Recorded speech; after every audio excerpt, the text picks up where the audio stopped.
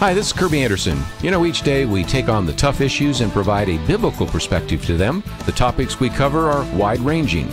Apologetics, theology, prophecy, creation and evolution, intelligent design, marriage, family, child-rearing, the millennial generation, friends and society, politics, economics, business, religious liberty, the Constitution, public policy, foreign policy, military policy, tensions in the Middle East, abortion, homosexuality, pornography, sexual ethics, media, technology, history, and America's godly heritage. We talk about anything that affects your faith, your family, or your freedom. So don't go anywhere, because Point of View starts right now.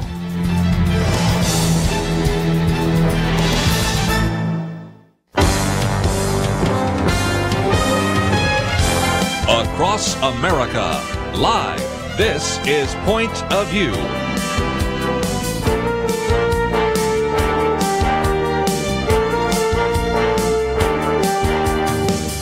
And now, Kerby Anderson. Thank you for joining me. We're going to spend some time in this first hour here talking about apologetics and how to defend the Christian faith. And this is going to be, I think, a great opportunity for you to sit back, maybe take some notes, and also maybe order some of the great resources from Dr. Frank Turek at crossexamine.org. We have links to it at our website. Frank Turek has been on the program with us a number of times before, our co-author of 3 different books, one which we'll talk about, I Don't Have Enough Faith to Be an Atheist. Some of his previous books, Correct, Not Politically Correct, and Legislating Morality. It's a radio program called Cross-Examine with Frank Turek, airs on 144 stations, and of course he also has a TV program, individual that is just so articulate on these issues, served with distinction in the Navy, has a master's from George Washington University, and a doctorate in apologetics from Southern Evangelical Seminary. Dr. Frank Turek, always great to have you on Point of View. It's wonderful being with you, Kerby. I hope you're doing well. I am doing very well, and just thrilled that you could be part of this conversation. And one of the things I really wanted to do is give people a chance to kind of go through if you will, the 12 steps that you use so often when you're on college campuses, when you're speaking to individuals, when you're doing your radio program and television program, because not only are you just such a good writer and articulate spokesperson, but you, like me, have spent a fair amount of time on a college campus. And you know that the college campus is a great place to test your scholarship. And you found that this works pretty well. So these are some things we want to pass on to our listeners. But talk for just a minute, because we do have links to your website about all the great resources that you have made available to our listeners. Well, we have a number of books, as you mentioned, but we also have workbooks, curriculum. We have a new DVD series called Why I Still Don't Have Enough Faith to Be an Atheist. And the newest thing, Kerby, which has been very popular, it's a free app. You can download the Cross-Examined app. You can go to our website and get it, but it works on all platforms. So it works on iPad, iPhone, Droid, Windows devices. And this new app has a quick answer section where, say, you're talking to somebody over lunch and they say something against the Christian faith that you think just isn't right, but you're not quite sure how to answer it. You can call up the app right there on your phone, go to the quick answer section, and chances are we're going to have an answer or at least a question you can ask back to the individual when they say it. So you don't have to have all this material memorized, but if you have the app with you, most people have their phones with them at all times. They can have a ready response. And so this app, the Cross-Examined app, we've just gone over 30,000 downloads in about 8 or 9 months. So it's quite popular. And there's a number of other aspects of the app that are helpful. All of our radio shows are on there that people can listen to on demand. So that's one thing we're really excited about, and it's working, and it's free. That's the key thing. It's free, Kerby. Well, again, great resources from crossexamine.org. Dr. Frank Turek with us, and let's kind of work our way through in this hour, if we can, the various ways in which you approach this. And I think, Frank, right off the bat, some people might want to get into the gospel. They might want to get into what the Bible has to say, but you recognize how important it is to, first of all, address the issue of truth. Explain that, if you might. Yes. In fact, you mentioned that our book goes through 12 points that show Christianity is true. Those are all the details. When I'm presenting this on a college campus, I boil that down to 4 basic questions. And these 4 basic questions are questions that if you answer yes to, if you have evidence to answer yes to these 4 questions, I think Christianity necessarily follows. And the first question is, does truth exist? Because quite obviously, if there is no truth, or if it's just true for you but not for me, or all truth is relative, then the Bible can't be true. Of course, if there is no truth, then any book written by an atheist can't be true either. So you can point that out right off the bat. But this is basically postmodernism or relativism, and as you know, Kerby, I know you've pointed this out on your show several times, that it's literally self-defeating to say there is no truth. If anyone ever says there is no truth, simply ask them, is that true? I mean, is it true that there is no truth? Because if it's true that there is no truth, the claim there is no truth can't be true, but it claims to be true. So relativism or postmodernism turns out to be self-defeating. So again, what you're really trying to do is help people understand that it may sound very tolerant to believe that there is no truth, but the reality is we live in a world which is constructed with the idea of there being truth claims. Yes, and the people on the other side, when they try and say there is no truth, they're making a truth claim.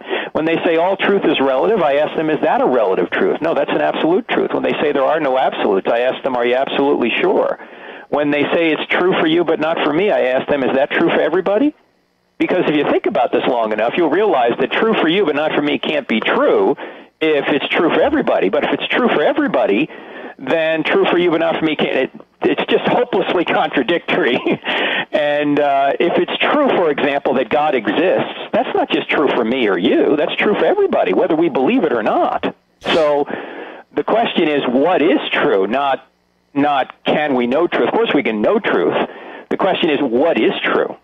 The other part of that, and it's a subset of, again, some of your presentation, is everything true? In other words, can all religions be true? So it is also not only this idea of truth, but it's also the idea that some things are true and thus certain things are by definition false. Yes, in fact, I'm so tired of the coexist bumper sticker, as I know you are, Kerby.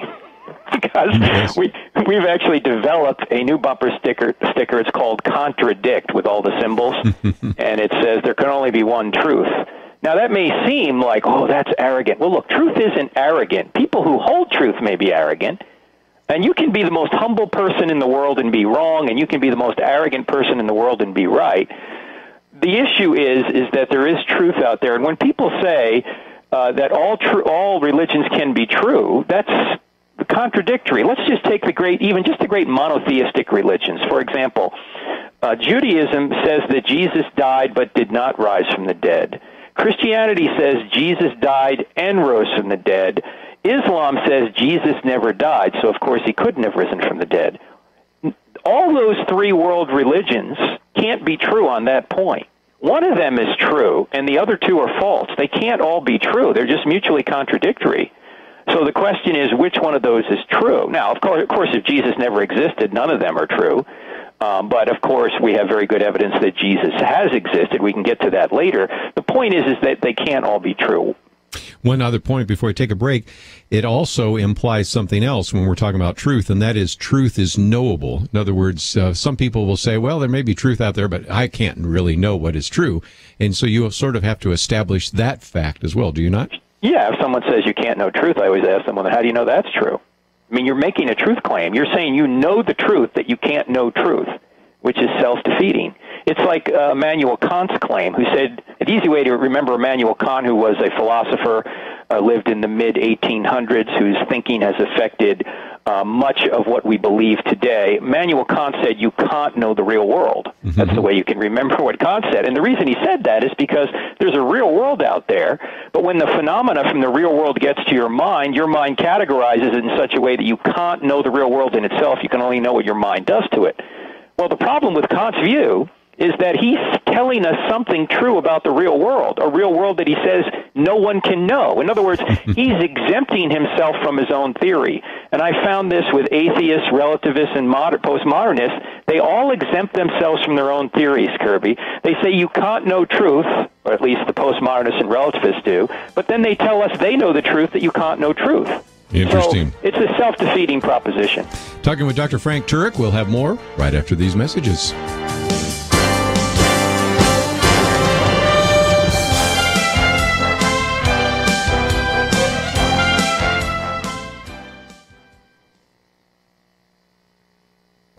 The Point of View Commentary with Kerby Anderson. Over the last few years, there have been a number of attacks on our nation's national motto, "In God We Trust." Recently, I had Representative Randy Forbes on my program to talk about these attacks and the victories that often we haven't heard about on most of the mainstream media. A few years ago, a bureaucrat at the Department of Veterans Affairs attempted to ban the flag-folding recitations at military funerals. This phrase was considered inappropriate and unconstitutional. May God grant you grace, mercy, and peace. A funeral home was told by government officials they could not even inform the families that they have the option of requesting prayer at the military services performed by the veterans' honor details. The U.S. Mint attempted to remove the inscription, "In God We Trust," from the front of the new presidential coin. The traditional inscriptions of "E Pluribus Unum" and "In God We Trust" were moved to the edge of the coins. The architect of the Capitol refused a teenager's request that a certificate noting his grandfather's love of God, country, and family accompany a souvenir flag that had been flown over the building. The 17-year-old Eagle Scout was told that the word God could not be put on the certificate because it violated a policy banning religious and political expressions on the certificates. Fortunately, in each of these cases, the policies were changed. Representative Forbes even commented that it was good that people on radio were hearing about these victories because they're rarely reported in the media. He then went on to mention another victory. Last month, the Supreme Judicial Court of Massachusetts upheld the constitutionality of the phrase "under God" in the Pledge of Allegiance. There have been at least 3 failed attempts to challenge "under God" in the pledge. There's sure to be additional challenges, but for now, the phrases like "one nation under God" and "in God we trust" appear secure. I'm Kerby Anderson, and that's my point of view.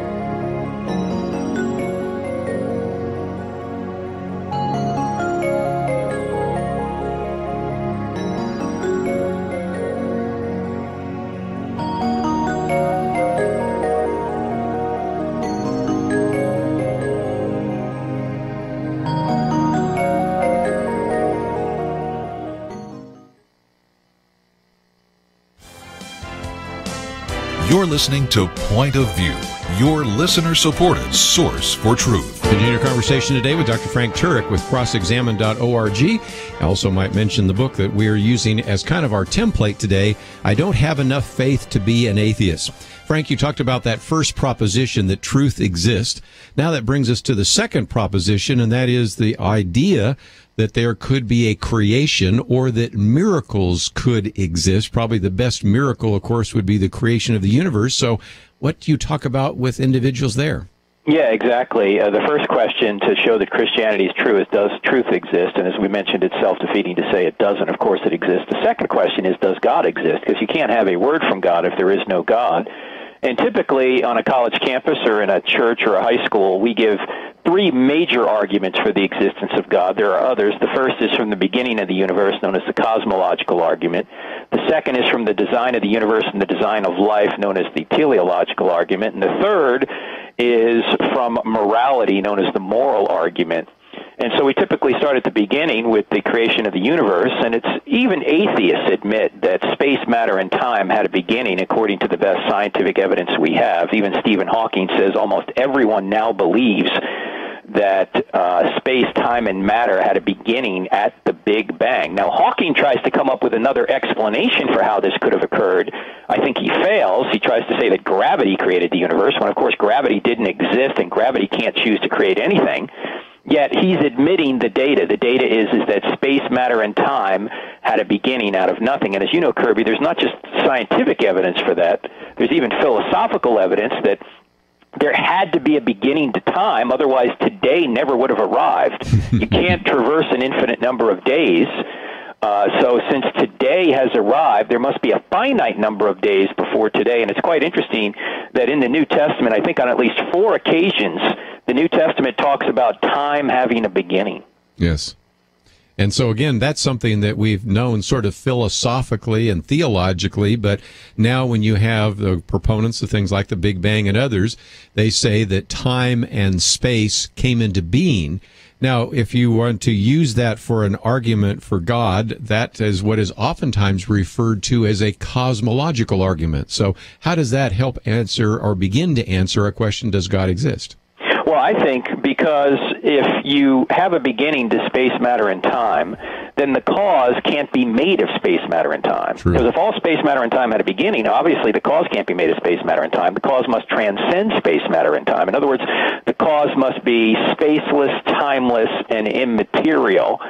And also powerful to create the universe out of nothing. And when we add some other arguments like the teleological argument or the fine-tuning of the universe, and we add the moral argument, we wind up getting, Kerby, a first cause that is spaceless, timeless, immaterial, powerful, moral, personal, intelligent, and a sustaining creator. That's exactly what we mean by God. Now, at this point, we don't know whether this is the God of the Bible, but the point is that we can get many of the attributes of the God of the Bible by simply looking at these 3 arguments: the argument from the beginning of the universe, the design of the universe, and the design of life, and the moral law. Well, let's see if we can continue that, because you're talking about design. The technical term is the teleological argument.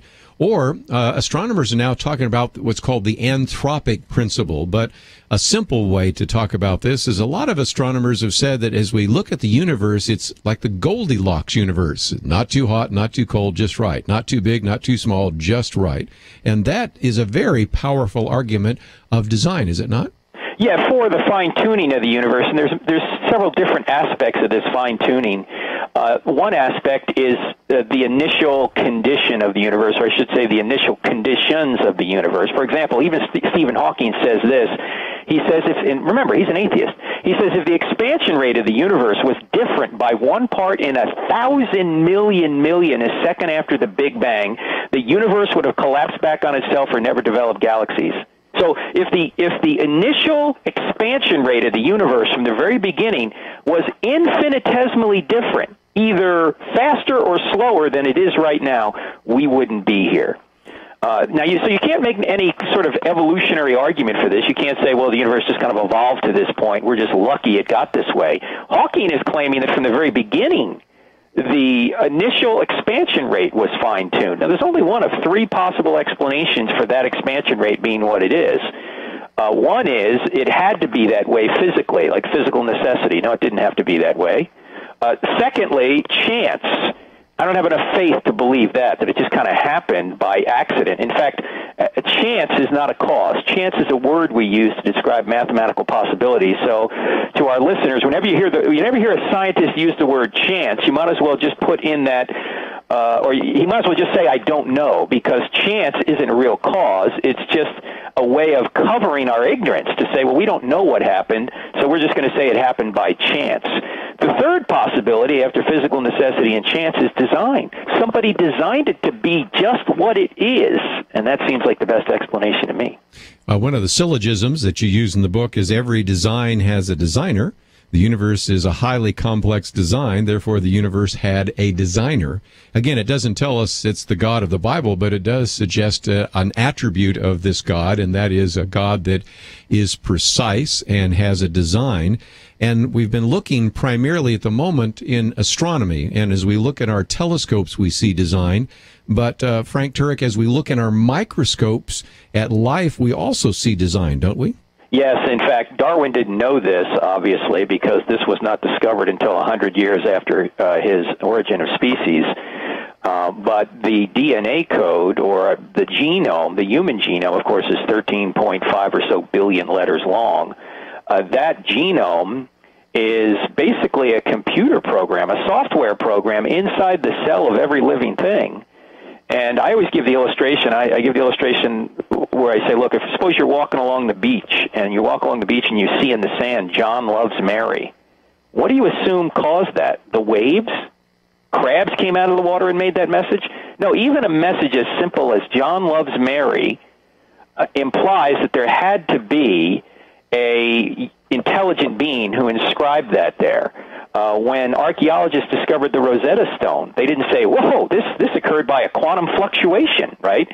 They didn't say the Rosetta Stone was the product of erosion. They knew immediately that those languages, that those inscriptions were the only way they could come about would be because an intelligent being inscribed them there. Now, when you see John Loves Mary or a Rosetta Stone and you say, well, it's got to be an intelligent being. Well, if you see something that's 3.5 billion letters long, you go, that has to be an intelligent being as well. And even in the simplest life, Kirby, like a one-celled amoeba has as much information as 1,000 volumes of an encyclopedia in it. And even Richard Dawkins admits that, the most famous atheist in the world right now. So to say that resulted by natural forces is like believing that the Library of Congress resulted from an explosion in a printing shop. I don't have enough faith to believe that. That's very good. One more before we take a break, and that is the issue of the moral law. Every law has a lawgiver. There is a moral law, therefore there is a moral lawgiver. What about this idea of the moral argument that is oftentimes used? Well, I had a conversation in Michigan State not long ago where I had an atheist during the Q&A. We got talking about morality. I said to the atheist, well, you're an atheist. What's your standard of morality? And he said, whatever the majority decides is morally right. And I said, are you telling me that if you lived in Nazi Germany and decided that it was okay to murder 6 million people because they were inconvenient to you, that would make it morally okay? And he paused, and he blushed, and he said, yes. And his atheist buddy sitting right next to him, Kirby, literally yelled at him and said, no! But look, on atheism, there is no standard. It's all a matter of opinion. If there is no unchanging, authoritative moral standard beyond humanity, there's no way to say Hitler was really wrong and say someone like Mother Teresa was really right. It's all a matter of opinion. So there must be this standard, this immaterial standard that is authoritative, a moral standard, that establishes really what is right, and any deviation from that is exactly what is wrong, and that's God's nature. Now, we all intuitively understand there are certain things that are morally right and other things that are morally wrong, like torturing babies for fun is wrong, or murdering 6 million people is wrong. If that's the case, God must exist. Otherwise, everything's a matter of opinion. Wow. We need to take a break. When we come back, we will continue our conversation. Dr. Frank Turek with us today, crossexamine.org. You can find information about him on the website.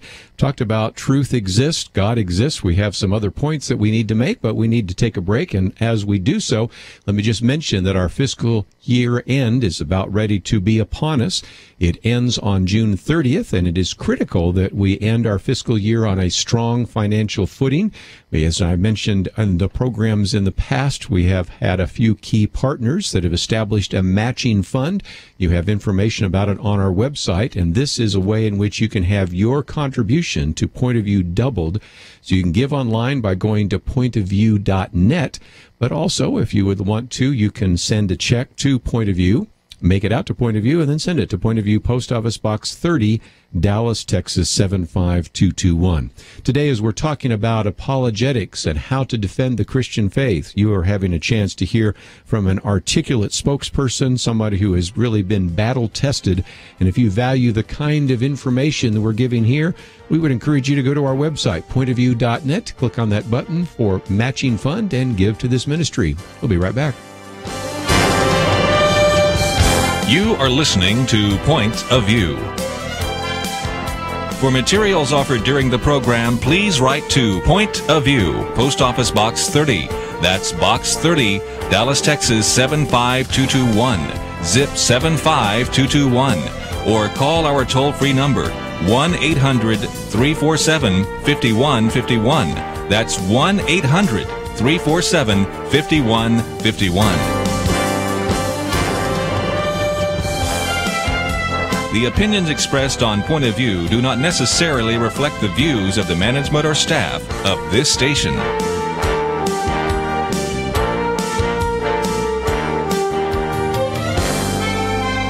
Point of View will continue after this.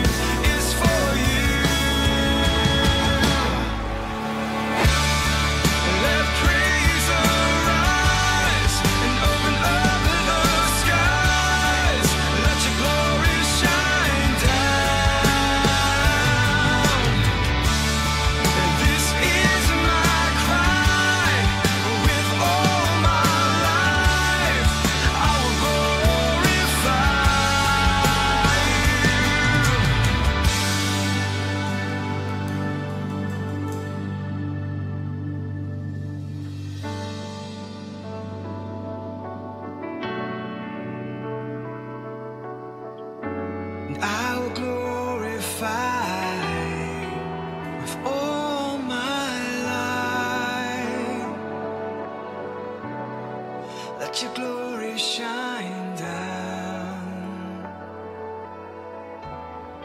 Let your glory shine down.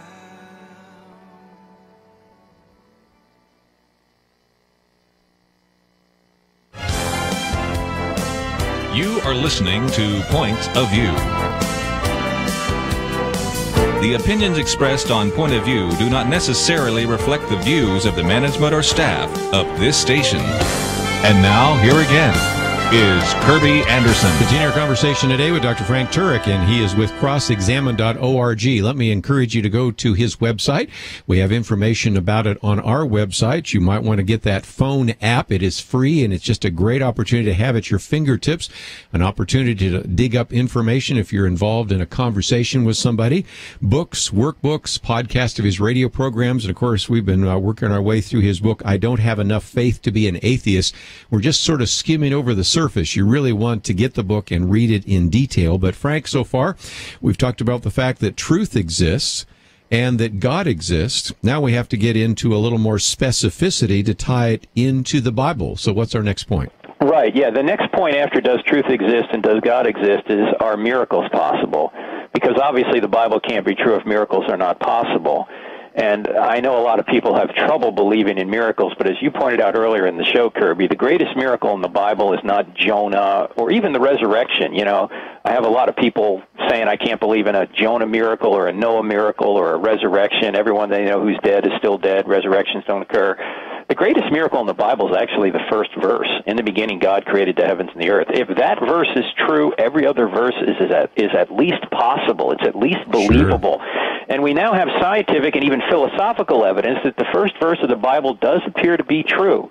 That once there was no space, no matter, no time, and then the entire space-time continuum leapt into existence. And therefore, the cause, it seems, must be spaceless, timeless, immaterial, powerful, moral, personal, intelligent, a cause that is interestingly very, very congruent with the God of the Bible. Now, we don't know if this is the God of the Bible yet, but it appears it could be the God of the Bible. So if the first verse is true, other verses are easy to believe. It seems to me at this point, then, we have to really address some other parts of that, and that is whether or not miracles are, for example, a violation of natural law, questions about whether or not we can observe something, because you point out that the origin of the universe only happened once, the origin of life only happened once. So in some respects, these are not really open in some ways to the traditional scientific method, but we can discern, though, answers by recognizing it's not, say, to use a phrase that Dr. Geisler and I developed, operation science, but it's origin science. It's like forensic science. It's like Sherlock Holmes. It's like CSI. We can begin to go back in time by looking at present-day evidence to see whether or not what happened in the past actually did take place. Yes, exactly. Your book, Origin Science, that you and Dr. Geisler wrote many, many moons ago, is a book that actually we used, I Don't Have Enough Faith to Be an Atheist. The idea that it's not an experimental science to look at the past. It's an historical or origin science or forensic science to look at the past. And interestingly enough, Kerby, as you well know, everybody's in the same boat when we're trying to figure out how we got here. The atheists and the Christians are in the same boat. We're both trying to use forensic principles to discover what happened in the past. None of us were there. We can't go in the laboratory and repeat the origin of the universe or the origin of first life or even new life forms. All we can do is look at clues from the past and then infer to the best explanation given the evidence, much like a detective would if he's at a crime scene. And so that's exactly what we do, and I don't have enough faith to be an atheist. So again, those are very important points, truth, God, and miracles. That now brings us to what a lot of people oftentimes want to start with by talking about what the Bible has to say, what Jesus claimed, but now that's your fourth point, so let's explain that for a while. Is the New Testament true? And let me just say one other thing about miracles, too, because a lot of people get confused about it. I hear people complaining all the time they haven't seen a miracle or, whatever, okay? Yep. Do miracles occur today and all that? We can debate that all day. The point, however, is that miracles, by definition, particularly resurrections, have to be rare if they're going to get our attention as truly being acts of God. If they happened all the time, the resurrection of Christ would be no big deal. I mean, if you go to somebody and say, well, Jesus rose from the dead, that authenticates that he truly is God. And the guy says, rising from the dead? Uncle George just did that 2 weeks ago. What's the big deal, right? They have to be rare. In fact, they have to be so rare that maybe just one occurred in the history of the world. Of course, Lazarus and the others were resuscitations because those individuals later died. There has to be one resurrection in the history of the world, it would seem, to really get our attention, because if they happened all the time, then they wouldn't have the apologetic value that the resurrection does indeed have. So I just wanted to make that point. And I might just mention, since you talked about that, for someone listening that maybe is in a philosophy class or really thinking about that, I mean, you have a whole section there about Benedict Spinoza and David Hume and some of their arguments. So we won't go into that, because I'm sure a lot of people will reach for the dial when we start talking about Hume and all these arguments like that. And let's get to then our final point, because it's important. If the New Testament is true, then we know a great deal, but that's the big debate right now. We have all sorts of people that are suggesting, well, the historical record of the New Testament is not accurate. Is that true? The historical record of the New Testament is accurate, extremely accurate, and we can verify it in a number of ways. They all begin with the letter E. First, we have early testimony. We know those documents were written prior to 70 AD, at least most of them, for a number of reasons. And we know that much of the testimony in there is very early. For example, the Creed in 1 Corinthians 15, verses 3 to 8, even liberals agree is pre-40 AD. Well, what goes on in 1 Corinthians 15, verses 3 to 8? It describes what happened to Jesus, that he died, that he was buried, and that he rose again, and then he appeared to a whole number of people, 14 of whom are named in that document, or in that section, in that creed, and 500 others are referred to. So that is some of the earliest testimony in the New Testament is in 1 Corinthians 15, verses 3 to 8. So we have very early testimony. Secondly, we have eyewitness testimony.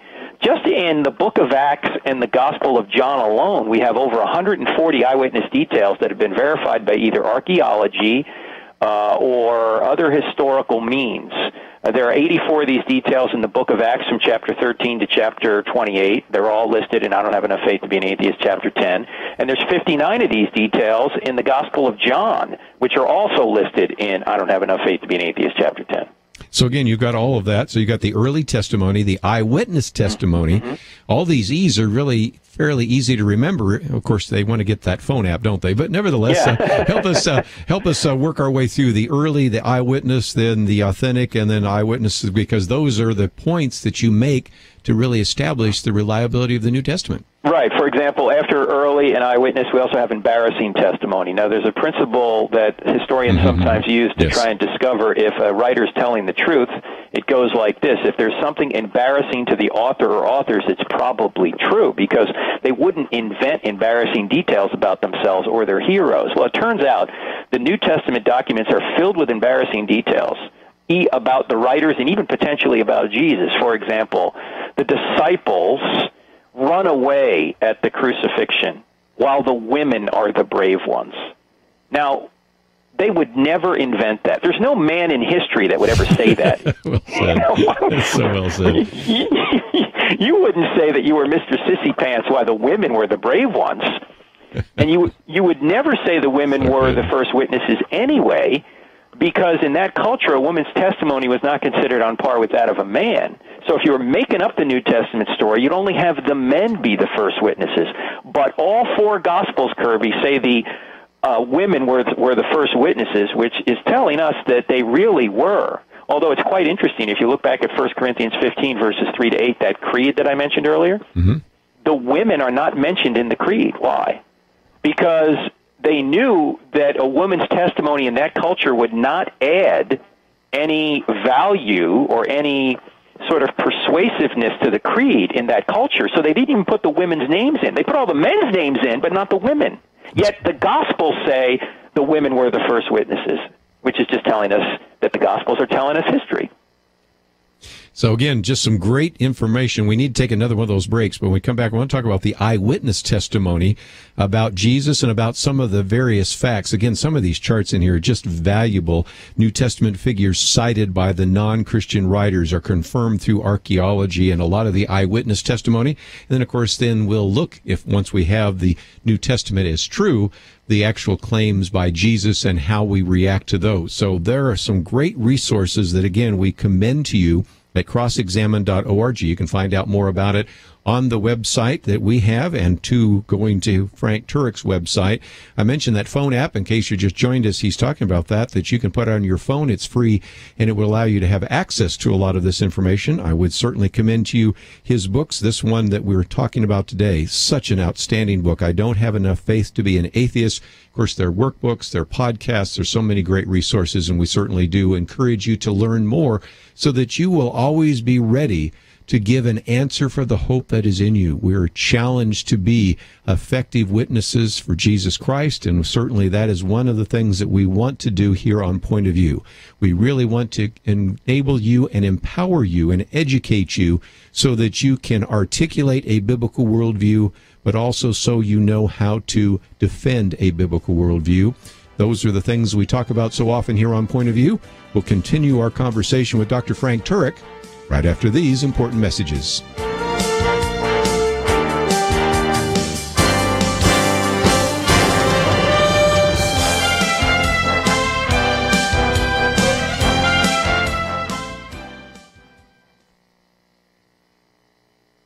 One, two, three.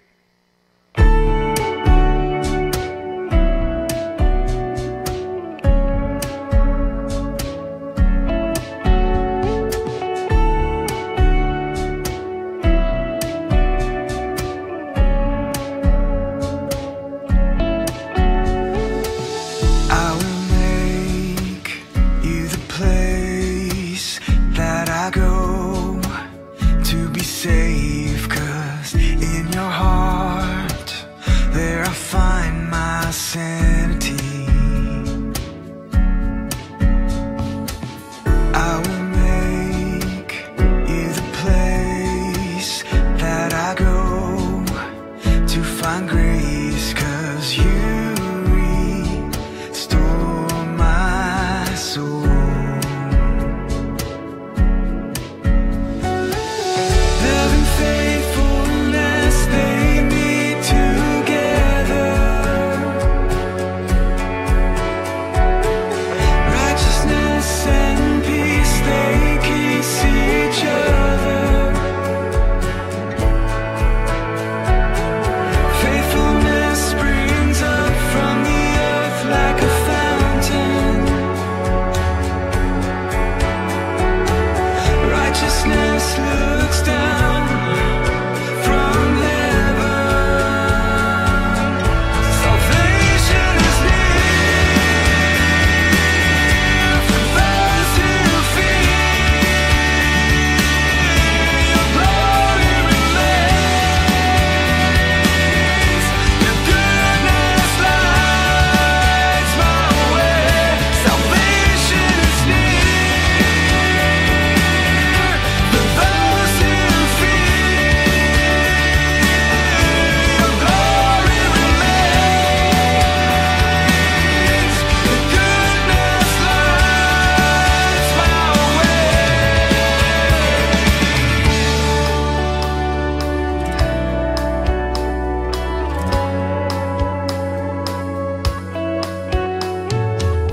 I will make you the place that I go to be safe, 'cause in your heart there I find my sanity.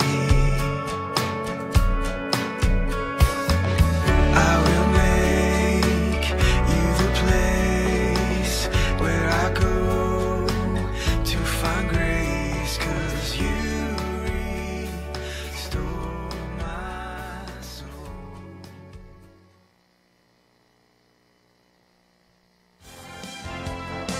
Now, back to Point of View, your listener-supported source for truth. Back for a few more minutes as we talk with Dr. Frank Turek and kind of wind down the interview in the first hour here.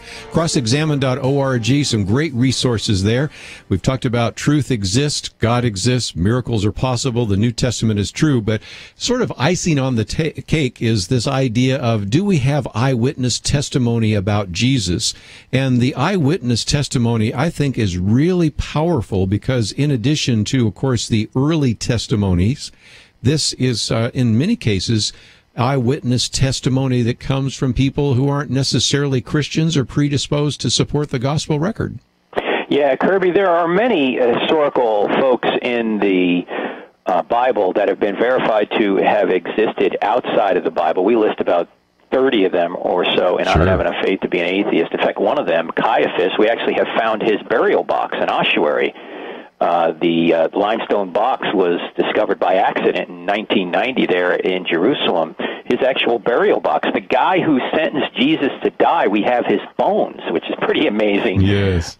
Also, there are about 10 ancient non-Christian sources within 150 years of Jesus' life that mention Jesus and the apostles, people like Josephus, Tacitus, Suetonius, Thales, Phlegon. When you take their brief references to Jesus and the apostles and you line them up, you get a story congruent with the New Testament. In other words, they say that the disciples believed Jesus rose from the dead and were willing to die for this belief. They didn't think that he really had risen from the dead, otherwise they'd be Christians, but they were saying that the disciples believed this. Now, that's pretty good evidence, but I still think that that's only icing on the cake, as you say, Kerby, because the people that wrote down the New Testament documents had everything to lose by saying it was true, yet they said it was true anyway. I mean, what motive would the New Testament writers, all of whom, except Luke, were Jews, what motive would the New Testament writers have to make up a new religion? They thought they were God's chosen people. They had no motive to do so. By saying Jesus had risen from the dead, they got excommunicated from the synagogue,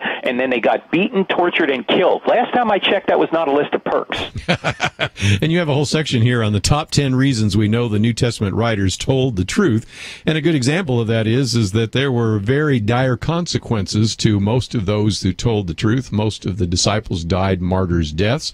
John died in exile. Others had horrific circumstances that they found themselves in. So obviously that is the case. So it brings us to one other point, because certainly we see that the New Testament is an accurate record, and it is a record of what Jesus claimed about himself. And when you see an individual making the kinds of claims that Jesus made, you can't just kind of brush those off, can you? No, in fact, in John 8:58, when Jesus claims, "Before Abraham was born, I am," he's obviously quoting from Exodus 3:14, the burning bush. You remember, Kerby, when God appeared to Charlton Heston? That's so good. Yes, the Exodus there. Moses asked God, "Who should I say is you are? Who should I tell the Israelites you are, God?" And God says, "I am." What does I am mean? I am means the self-existent, eternal one, the being whose essence is his existence, the being who Aristotle would call the unmoved mover, the being who gives being to everything else. He's not caused, he's uncaused, he's self-existent. Jesus is claiming to be that being. He's claiming to be Yahweh, which is why right there in John chapter 8, the Jews picked up stones to stone him, because they knew what he was claiming. And here's my question, particularly for, Jehovah's Witnesses. When they come to my door, Kerby, I always invite them in, and I always ask them two questions. The first question I ask every unbeliever, and this is a good question to ask any unbeliever. The first question is, if Christianity were true, would you become a Christian? Then you just wait. Because, in fact, I've had atheists on college campuses yell back at me after I ask that question, Kerby. They'll say, no. No, yeah. Go, no, what do you mean no? I thought you were a reasonable person. What is this no stuff? If it's true, you wouldn't believe it? Because quite frequently, Kerby, as you well know, it's not a matter of the evidence for many people. The reason they are not Christians is because they don't want to be Christians. They don't want to give up what they don't want to give up. They want to be in control over their lives, at least have perceived control over it, and so they will resist bowing the knee to a creator because they want to do their own thing. Wow. So that's question number one, and I document this in the book quite a bit. Sure. But the second question, particularly for Jehovah's Witnesses, is this. If Jesus never claimed to be God, then why did they kill him? I mean, for saying love your neighbor, does that get you killed? I mean, imagine Jesus is out giving a sermon and he says, love your neighbor. And there's some people in the audience going, what did you say? Did you say love your neighbor? Oh, we can't tolerate that. You must die. You don't get killed for saying love your neighbor. You get killed in that context for claiming to be God. Why? Because according to the Jews, that's blasphemy. According to the Romans, that's sedition. The very reason Jesus was killed is precisely because he claimed to be God. Otherwise, they never would have killed him for skipping around saying, love your neighbor. Very good lines. Very good questions to ask. Well, not only was he killed, but he rose from the dead. And it seems to me that just before we end, we ought to talk about the fact there's pretty good evidence of the resurrection as well, not just in Scripture, but elsewhere. Yes, there's excellent evidence for the resurrection. Even the Jews admitted the tomb was empty. That's why they came up with the disciple stole the body alibi, which, by the way, was repeated outside the Bible after the Bible was written. So they're still admitting the tomb is empty.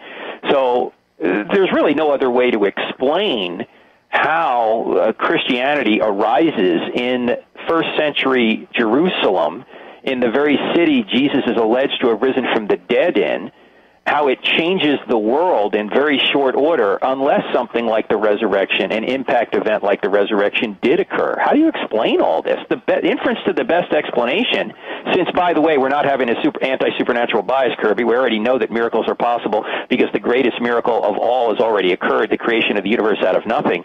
We're now seeing if another miracle has occurred, namely the resurrection of Christ. And when you look at all the evidence, I think the best inference to the best explanation is, yes, Jesus really did rise from the dead, which authenticated his claim to be God. And if he's God, whatever he teaches is true. So whatever God teaches is true, we ought to listen to. So that's why we look at the teachings of Christ and follow them. Oh, so well done.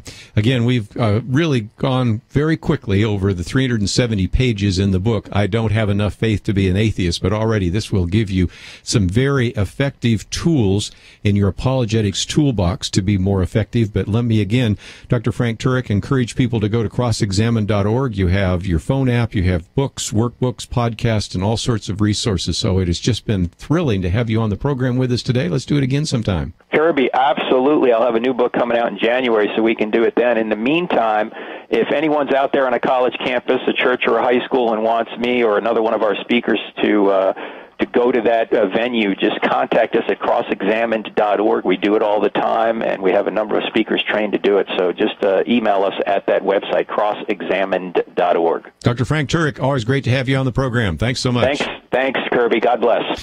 When we come back, we will get into some other issues, but let me just mention that we're coming to our fiscal year end. Ends on June 30th. It is critical that we end our fiscal year on a strong financial footing. And due to the generous donations from a few of our key partners, we've established a matching fund. And you can find out more about that on our website, pointofview.net. We'll also be writing to you, telling you a little bit more about some of the things that we are making available to you. But this right now means that your gift can be doubled. If you were thinking about maybe supporting this ministry, your gift of $100 becomes $200. Perhaps you could give a sacrificial gift of $500. Well, that becomes $1,000. And so you can give online by going to the website, pointofview.net. Click on that button that says Matching Fund, double your donation. And we really encourage you to help us continue to equip you to be more effective. This last hour here, we've spent some time really giving you some very effective tools for your apologetic toolbox so that you can help unbelievers understand that truth exists, God exists, that miracles are possible, and the New Testament is true. And thus, of course, we learn about Jesus and we can understand how important it is to know how to defend our faith. And so we wanted to educate you, and we have done that today. And I hope that you appreciate what we do on radio. And please take the time to visit our website, pointofview.net. Now, if you'd like to write a check, you can do that as well. Make it out to Point of View. Send it to Post Office Box 30, Dallas, Texas, 75221. And indicate on the check or maybe on the envelope that you want this to be part of the matching fund. And this is a way in which you can help us to finish the fiscal year strong. And we certainly do appreciate your involvement with us. And if you've never given before, I would encourage you to perhaps give a one-time gift, or certainly some of you might even consider supporting us on a regular basis. You can find all of that at the website, pointofview.net. We'll take a break, come back with more right after this.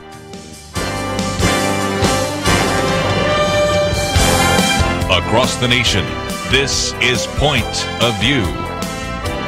For materials offered during the broadcast, please write to Point of View, Post Office Box 30, That's Box 30, Dallas, Texas 75221. Zip 75221. Or call our toll-free number 1-800-347-5151. Point of View will continue after this. Point of View is produced by Point of View Ministries and is supported by your generous tax-deductible contributions.